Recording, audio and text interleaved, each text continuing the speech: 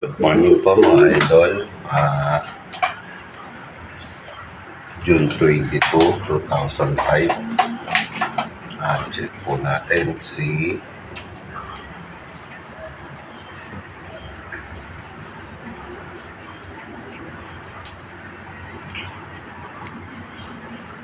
McCartney and Stitch kung na-hatch po yung isa nilang egg. Hindi po natin chinek kagabi kasi baka hatch na isa yung mapakampo niya anak niya. Kaya hindi na po natin in-storbo. Ngayon po, i-check po natin. Wait lang po mga idol. Ngayon po mga idol, hindi pa po siya nakalabas sa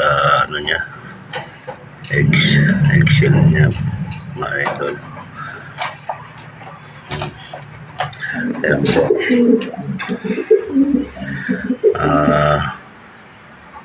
Dati po sumasakto ng 18 days ang kanilang baka epekto yan ng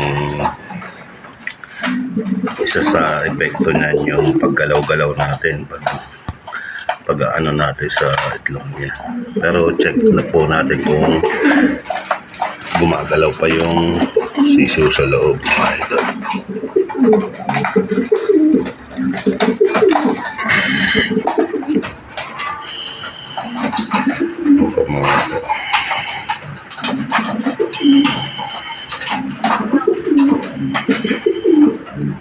Gumagalaw-galaw mga idol, di ba ba? Ayan po siya. Kita natin para makita natin gumagalaw. Ayan mga idol. Ayan, di ba po gumagalaw idol.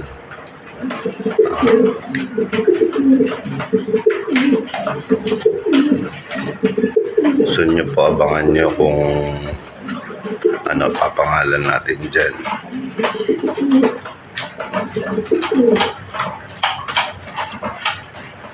Kasi po para sa akin possible hen po yan.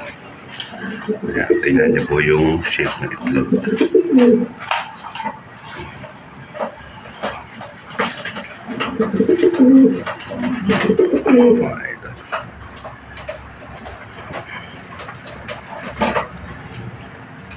Abangan nyo po kung or sino ang napapangalan ko dyan mga idol. Yan, di ba po?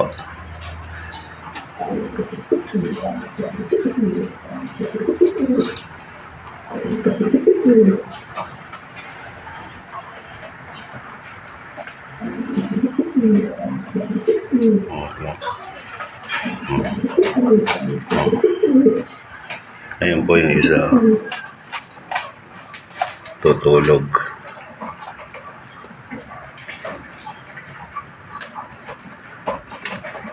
Yan po yung inano na natin ng table tie sa possible cock.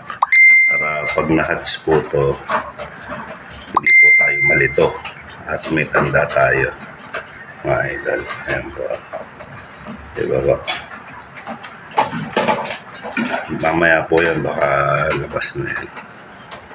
Balik na po natin.